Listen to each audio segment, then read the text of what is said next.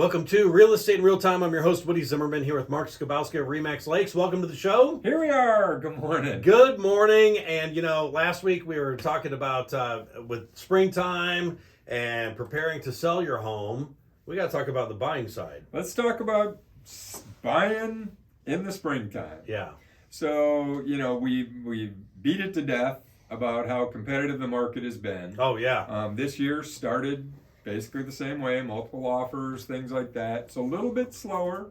And why is it a little bit slower? I think sellers who are trying to take advantage of the pricing are priced a little bit higher. We're seeing homes sitting out there a little bit longer. Yeah. But the fact is, as a buyer, you still need to be ready to move very quickly. Because homes, I used to say in the Warsaw market, when I was talking to relocation folks who were thinking about moving here, if you buy in the under 200,000 price range, you're golden. You get, unless the world ends or our economy falls off the rails, you should be able to resell that home.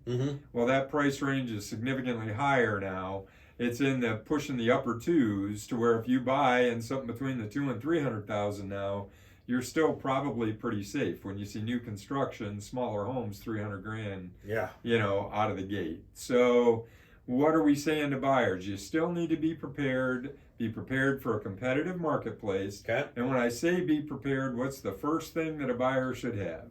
PreApproval. Oh my gosh. Raj, what's the first thing that a buyer should have? PreApproval. PreApproval. Wait a minute. Can I say that one more time? Yes. What's the first thing that you should do for a buyer? Get a PreApproval. Yes. It is not go out and look at houses first. It's be ready to buy. Have that PreApproval. Why? You are in a competitive marketplace. When you go to submit your offer, the seller is going to ask their agent, do they have a PreApproval? Can they afford to buy the house that they can, can they afford the offer that they're submitting? Can they afford to buy my house? And a PreApproval, there's a lot of difference between a PreApproval and a pre-qual. Okay. So when I say PreApproval, when I say pre-qual, it's in our market, it's kind of interchangeable. Okay. Basically, the lender has done some sort of evaluation of your credit. They've talked to you about work history. They've talked to you about your debts. They've verified those debts. And they give you a pre-approval letter, which in most cases is really a pre-qual letter. They have not pre-approved you. You haven't provided tax returns. You haven't provided, W-2s. There's a lot of other stuff that goes into a pre-approval. But when I say pre-approval, something from a lender that says you are qualified to purchase this property in the price range that you're looking. Yeah. And submitting an offer without a pre-approval or that pre-qual, you're in last place. You're a step behind everybody else. I was going to say, I guess the agent would have to technically accept, They're going to present it. Yeah, they're going to present it. They're going to present the offer, but if there are 5 on the table, and this is how I explain it to buyers. Okay. Because do I have to be pre-approved to submit? Well, you don't, but there's 5 offers on the table. 4 have pre-approvals and 1 doesn't. Yeah. And they're all the same offers. Are you in the game or not? No, not I don't care if you're even better. If there is a hint in that seller's mind, because this is a big decision for them. In many cases, they're planning, are they going to move? Are they buying something? Right? If they're buying something, they want to make sure that they have to sell in order to buy. They'd like to, at least as much as they can, make sure that their house is going to sell before they lose the house that they've written an offer on. Right. So pre-approval, don't even go out and start looking until you have a pre-approval. The best place to do that, find somebody local. If you don't know anybody local, your first step 1A then would be reach out to an agent and have an agent guide you through that. Oh, okay, yeah. Off air we were talking about it. My daughter's thinking about buying a place in Washington, D.C. It's where she lives now. And we've had this discussion this past weekend.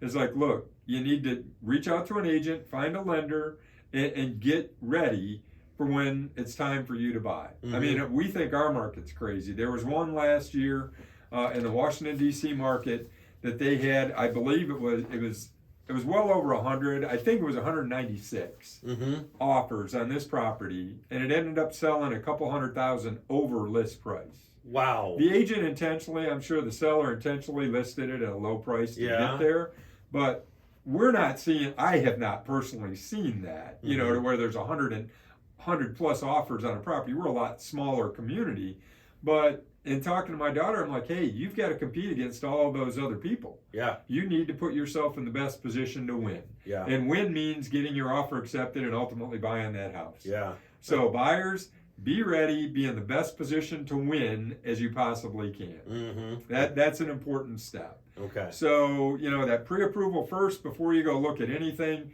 connect with an agent and get them to get you set up on a search so you can at least see what the market looks like. So you can see how fast things are moving. So it's not just Mark saying it. It's not just the national media saying it. You're seeing those houses come and then disappear very quickly. Most of the time, within a week of when they get listed, they are pending or, you know, contingent accepting backup offers in our county, meaning they've accepted an offer, waiting on financing and inspections. So get connected with a lender, get that pre-approval, get connected with an agent, so you've got somebody actually working for you to try to find you a property. Okay, and coming up here after the break, we have more tips for you for buying in the spring season. That's going to be, well, I mean, it feels like it's going to be hot again, so we're going to talk more about that coming up here next. You're listening to Real Estate in Real Time. Welcome back. You're listening to Real Estate in Real Time, and we're talking about buying in the spring season, which tends to be hot. I mean, no reason why, you know, it's not going to be hot again this year. I do want to say, you did say something that caught my ear, and that's you're talking to your daughter who's looking at buying out in D.C., and you told her to contact an agent. You always say how real estate is local. Absolutely. And real estate is local, and that's proof right there, is because you're telling her that she needs to contact an agent, a DC agent, right? You know, to help her. I don't know that market. Yeah, you don't know the market. I don't know the market. You know, and we've had numerous conversations. You know, hey, Dad, what do you think about this, that, and the other thing? I'm like, you know, here's how we do it here. You know, I've had this same discussion with other family members in Florida and in Michigan. You know, what do you think about this? I don't know. You know, I know in our market it's XYZ, but real estate is definitely local. You need to have a presence that's local. So, you know, we're relatively close to Fort Wayne, right? I mean, we're an hour drive to Fort Wayne. Right. Fort Wayne is not my primary market. Do I know Fort Wayne? Absolutely. I drove there, you know, I was in and out every day for 5 years. I went straight to work, I came home. Yeah. Do I know the neighborhoods? Do I know the schools? Do I know what's going on in and around there? What construction's going to happen? What's going to be in the backyard? Don't know any of that. So that I don't focus on selling in Fort Wayne. Right. On the flip side, we have Fort Wayne agents, and I'm not knocking them. Everybody's expanding their marketing area. But to come out here and sell, and I think I've used the example, and I'm not going to say it's a Fort Wayne agent, but there was an agent from outside of our area trying to sell down in Beaver Dam Lake, and their first question to me was, how's the city water, city sewer? Now, anybody who's listening who knows where Beaver Dam Lake is, you know, it's down south of Warsaw, but there's not much there. Beaver Dam Lake is pretty remote. There are no city utilities. There are no, you know, city water, city sewer. So hiring a local agent is important to where they know what's going on in the community. Then whether it's here, you know, in the Warsaw market, I don't go to Elkhart and try to sell in Elkhart. Now, if I have a client that says, hey, we want to go, I up front say, look, it's not my primary market. I have access to the data. Happy to show you the house. But am I really the right guy to show you that? Yeah, no, but that's, and I love that. That's integrity right there. That is integrity. Real estate is local, and I just thought that was a great point. Well, I appreciate that, and, you know, hopefully she takes my advice and does that. Yeah. You know, finds an agent. You know, she has friends there that have worked with agents, and I said, well, talk to them like everybody else does, right? How do you pick an agent? Well, you talk to friends that have worked with folks. I had somebody call me this week, hey, I talked to so-and-so, they said, you know, you'd be upfront with us and blah, blah, blah. No, are they going to buy? Who knows? But I am the way that I am, and I have repeat business because I am the way that I am. Right. I probably have chased people off because I am the way that I am too, which that's okay. You know, I mean, you need to connect with an agent that works the way that you want to work. Yeah. Right? Yeah, you're right. That's the bottom line. It's a relationship. You're both working together to help you buy that house. So get that pre-approval, pick an agent that you're going to work with, connect. and start the process. So once the process is started, and that typically is setting up a search for you in the MLS so that you're notified as soon as something comes on the market. The other thing that I would recommend to buyers is don't be so specific in your criteria that you may miss some good stuff. Okay. So don't go to your agent and say, well, I only want a 3-bedroom, 2-bath, 1,496 square foot, house with a 2-car garage and a fence, and it has to have central air. Right? Okay, I'll wait for that one in, 10,000 that are going to show up, in the next 5 years that meet all of your criteria. Set your criteria fairly general so that you see more listings, you see more properties that hit the market. The other thing is geographically, don't just go on price. Don't restrict yourself so much on, I have to be within 10 minutes of XYZ. Okay, and that happens all the time. I want to be within, 15 minutes of downtown Warsaw. I happen to work at Zimmer headquarter building, or I happen to work at Depew. I want to be within 15 minutes of that. There's nothing wrong with trying to minimize your commute time. But the fact is, what if something showed up in Syracuse that was perfect for you? It's the exact house you want. It just happens to be 10 minutes outside of your drive time. Right. Now, again, I'm not telling people how to do it. What I'm saying is if you're going to your agent, hey, I'm not seeing enough properties. If you want to see more, expand that geographic area.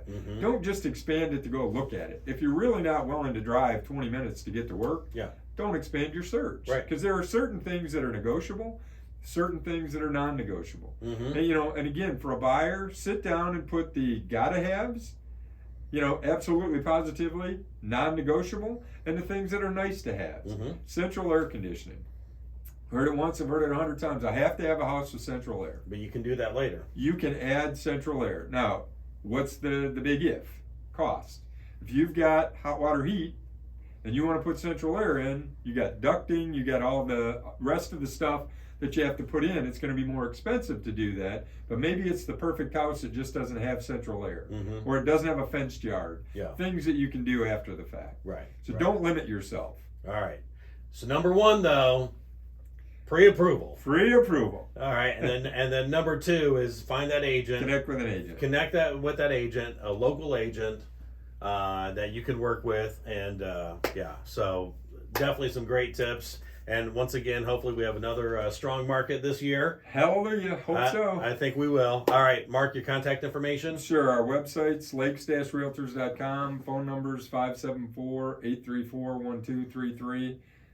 Real estate in real time on YouTube. Check us out. See our mugs on TV. And yes, spring is here. Love that. You've been listening to Real Estate in Real Time. Have yourself a wonderful weekend.